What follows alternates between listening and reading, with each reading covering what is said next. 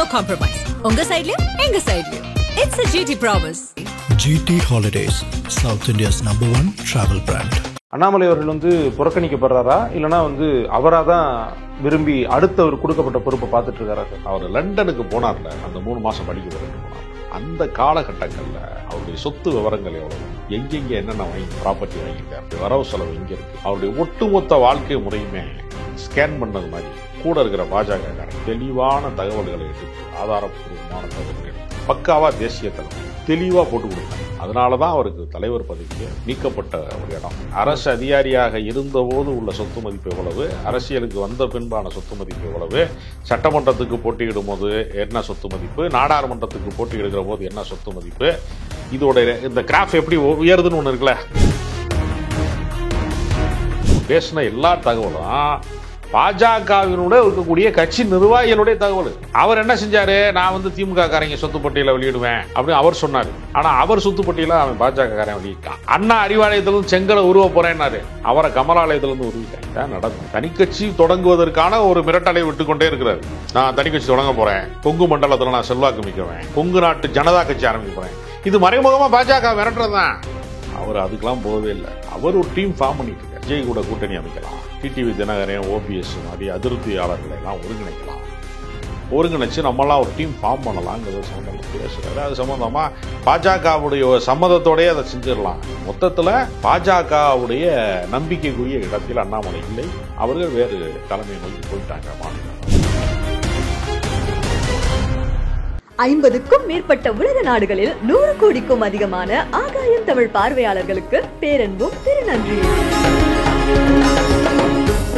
ஆகாயம் நேயர்களுக்கு வணக்கம். பாஜகவினுடைய மாநில தலைவர் பதவியிலிருந்து அண்ணாமலை அவர்கள் மாற்றப்பட்டதுக்கு பிறகு அவர் புறக்கணிக்கப்படுறார். இன்னொரு பக்கம் அவரே தனியா கட்சி ஆரம்பிக்க போறார் அப்படின்னு சொல்லி பல்வேறு கருத்துக்கள் சோசியல் மீடியாவில் போயிட்டு இருக்கு. அதை நீங்க பார்த்திருப்பீங்க. இதனுடைய உண்மைத்தன்மை என்ன, பின்னணி என்ன அப்படின்றது குறித்து பேசுறதுக்காக அரசியல் ஆர்வலர் திரு ராஜகம்பீரன் அவர்கள் நம்ம கூட இருக்காங்க.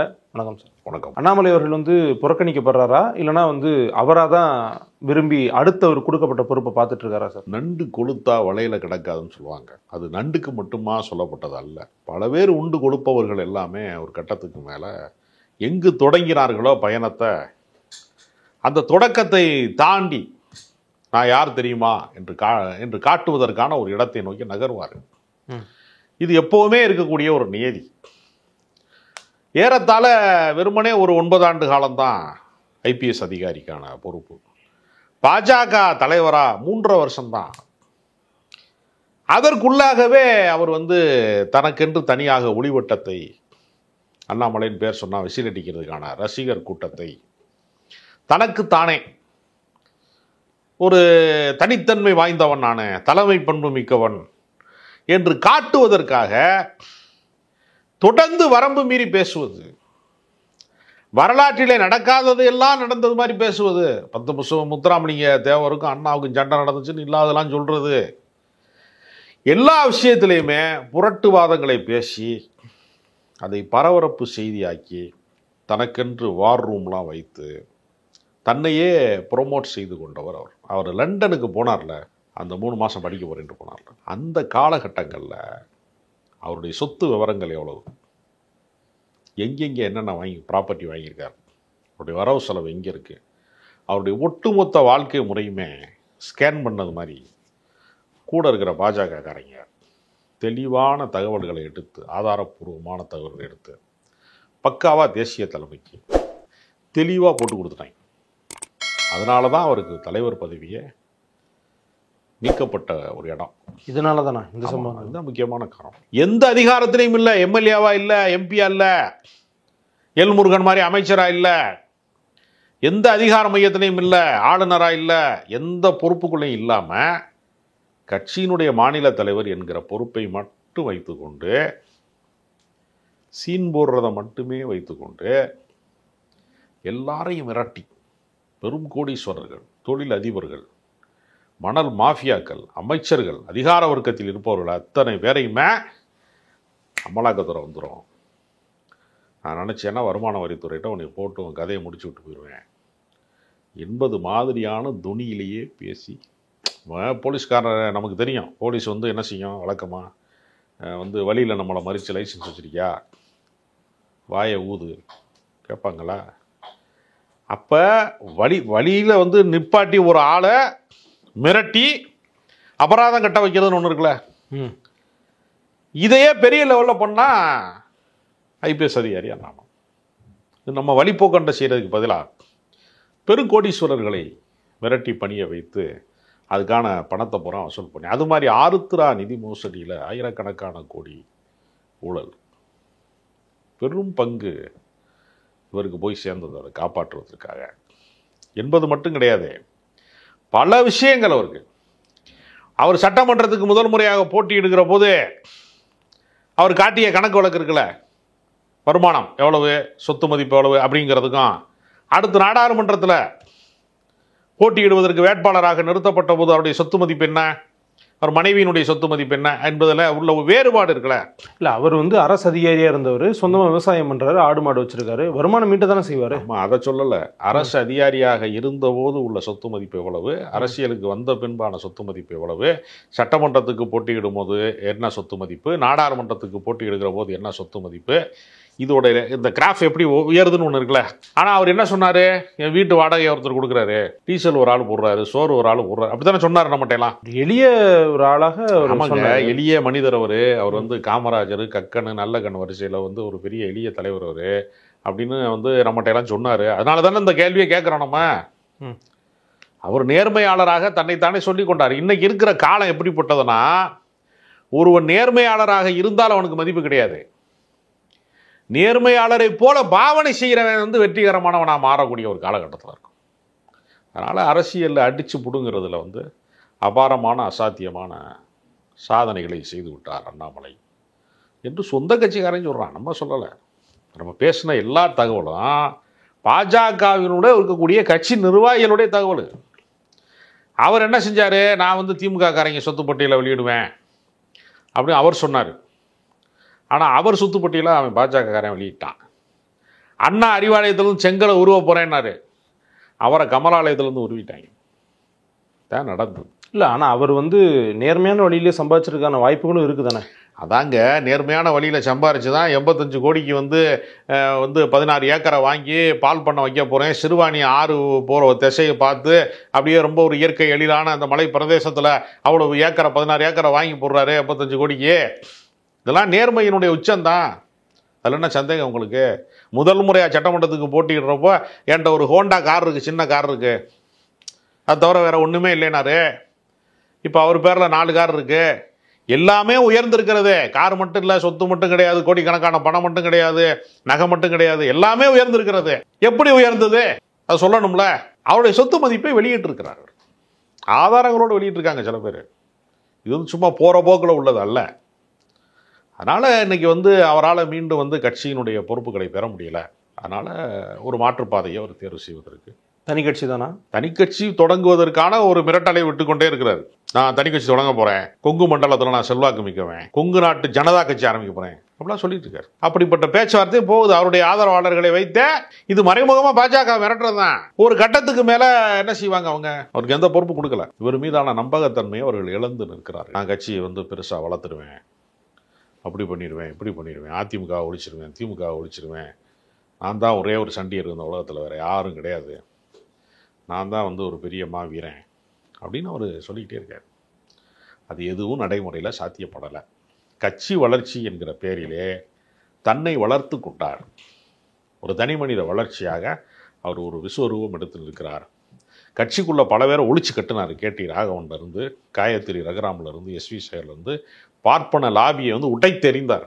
அவங்க போனது இவர் என்ன பண்ண முடியும்? அவங்க விருப்பம் இல்லை, வெளியேறி போகிறாங்க. அதுக்குமா இவர் காரணம்? அரசியல் கட்சியில் யாருமே வெளியேறிலாம் போக மாட்டாங்க. அரசியல் கட்சிங்கிறது வந்து பலாப்பழத்தை வைக்கிறது மாதிரி அதிகார மையத்தை நோக்கி தான் வருவாங்க எல்லாருமே. வந்தவனை விரட்டி விடுற வேலைங்கிறது ஒன்று இருக்குல்ல. நான் தான் எல்லாம், நான் தான் டாப்பு, மீதி எல்லாம் டூப்புங்கிறது தான் அரசியல். அதனால் வர்ற ஆட்களை விரட்டியாச்சு. என்ன எஸ்வி சேகர் வந்து நான் மோடிகிட்ட பேசினேன், நான் தான் கட்சிக்கு எல்லாம் அப்படின்னு சொல்லி அவரே நான் உறுப்பினர் சேர்க்கை செய்கிறேன் அப்படிலாம் சொன்னார். அவர் என்னென்னமோ செஞ்சு பார்த்தாரு, எதுவும் நடக்கலை.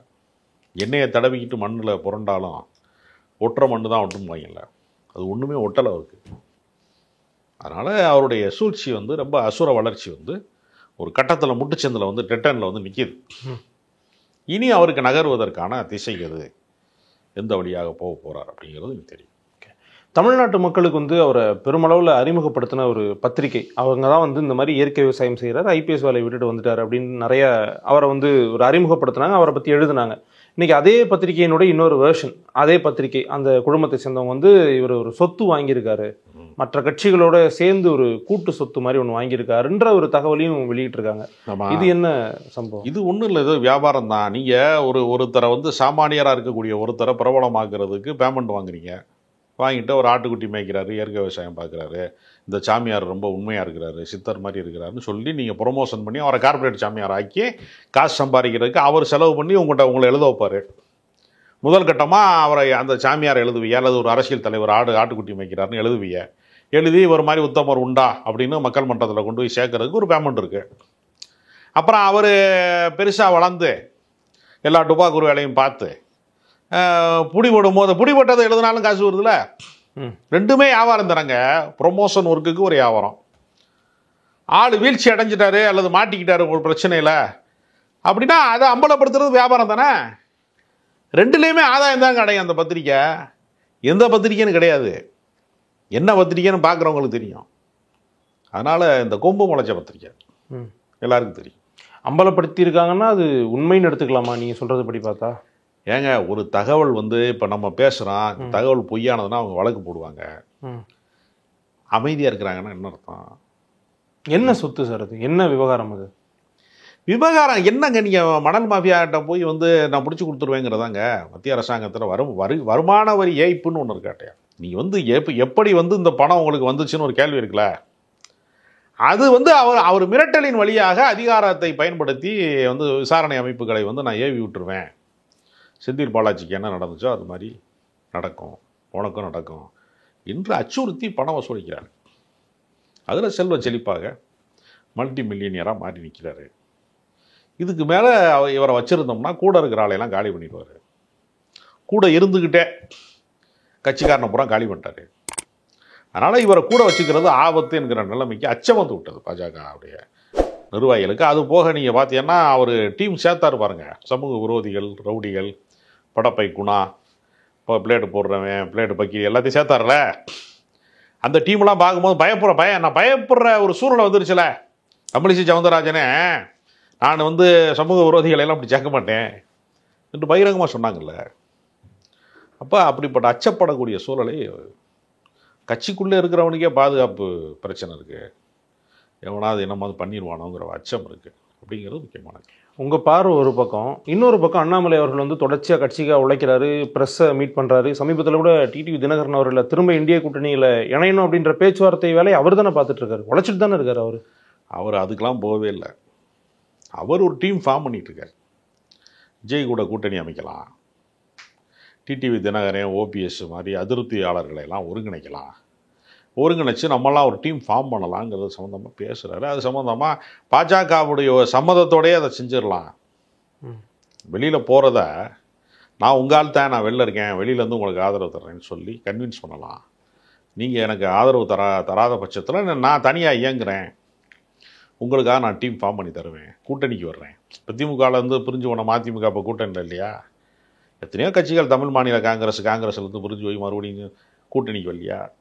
அது மாதிரி ஒரு கூட்டணி நம்ம எதிர்காலத்தில் அமைக்கலாம் அப்படிங்கிற மாதிரி ஒரு கணக்கு தான், அரசியல் கணக்கு. தமிழக பாஜக வந்து இந்த விவகாரத்தை எப்படி பார்க்குறாங்க? தமிழக பாஜகவுடைய தலைமை வந்து எப்படி அணுகுறாங்க? இல்லை, இவரால் கட்சி வந்து வளராது, அவர் தான் வளருவார். கட்சி வளர்ச்சிக்கு அதிமுகவுடைய துணை நமக்கு தேவை. எடப்பாடி பழனிசாமி, நயினார் நாகேந்திரனுடைய கூட்டணி வெற்றி பெற்று விட்டால் அண்ணாமலைக்கு நிரந்தரமாக அரசியலில், தமிழ்நாட்டு அரசியலில் இடமெல்லாம் போயிடும். அதனால் அந்த அணி பலவீனப்படுத்துவதற்கு டிடிவி தினகரனை தூண்டி விடுற வேலை, வந்து எடப்பாடிக்கு எதிராக பேசுகிற வேலை, இதெல்லாம் இவர் தான் பின்னாடி இருந்து இயக்குகிறார் என்று சொல்லக்கூடிய அளவுக்கு அப்படியும் சில தகவல்கள் பாஜகக்காரர்களால் முன்வைக்கப்படுகிறது. மொத்தத்தில் பாஜகவுடைய நம்பிக்கைக்குரிய இடத்தில் அண்ணாமலை இல்லை, அவர்கள் வேறு தலைமையை நோக்கி போயிட்டாங்க மாநில அளவில். அதனால் அதிமுகவினுடைய இந்த விரிசல்கள், பிளவு, எல்லாருமே ஒன்றுபடணும்னு சொல்லிக்கிட்டு ஆளுக்கு தடி எடுத்தவன்லாம் தண்டர்காரன்ற மாதிரி, நான் தான் அதிமுகன்னு டிடிவி, நான் தான் அதிமுகன்னு செங்கோட்டையன், நான் தான் அதிமுகன்னு ஓபிஎஸ், நான் தான் உண்மையான பொதுச் செயலாளர்னு சசிகலா. பலர் சொல்லலாம். ஆனால் அந்த பொறுப்பு வந்து இபிஎஸ் தானே கையில் வச்சிருக்காரு. அதெல்லாம் வச்சிருக்காரு, பொறுப்பு வச்சிருக்கிறாரு. மக்கள் வந்து எல்லா தரப்பு மக்களாலையும் ஏற்றுக்கொள்ளப்பட்ட ஒரு தலைவராக முடியுமா? ஒரு தரப்புக்கான தலைவரா? அவர்னா கொங்கு மண்டலத்துக்கான தலைவரா? அவர் கொங்கு மக்களுடைய கட்சி. அது தென் மாவட்டங்களில் அவர் அரசியல் செய்யணும். காவிரி டெல்டா பகுதிக்கு வந்தால் டிடிவி தினகரை ஆதரிக்கணும். தென் மாவட்டங்களுக்குள்ள ராமநாதபுரத்திலிருந்து திருநெல்வேலி நாகர்கோவில் வரைக்கும் முக்குளத்தூர் சமூகத்தினுடைய வாக்கு வங்கி சிதறி கிடக்கு. அதெல்லாம் அதிமுகவுக்கு திரும்ப கிடைக்கணும்னா ஒன்றுபட்டால் தானே உண்டு வாழ்வு. 2 பட்டா என்ன வாழ்வு இருக்குது? ஊர் 2 பட்டா கூத்தாடிக்கு கொண்டாட்டம் சொன்னது மாதிரி இங்கே ஒரு கூத்து போடலாம், இங்கே ஒரு கூத்து போடலாம்னு சொன்ன மாதிரி பாஜக கூத்து போட்டுக்கிட்டு இருக்காங்க. நடுவில் வந்து பாஜக நடத்துகிற கூத்தில் அதிமுக 2 பட்டு கிடக்கிறது. மோசமான நிலைமைக்கு போயிருச்சு. அதிகார மையமாக மாறுவதற்கான சாத்தியங்கள், கதவுகள் அடைக்கப்பட்டு விட்டன. ஓகே சார், உங்களுடைய தகவல்களுக்கும் நேரத்துக்கும் ரொம்ப நன்றி. No compromise. உங்க சைடுலயும் எங்க சைடுலயும். It's a GT promise. GT Holidays, South India's #1 travel brand.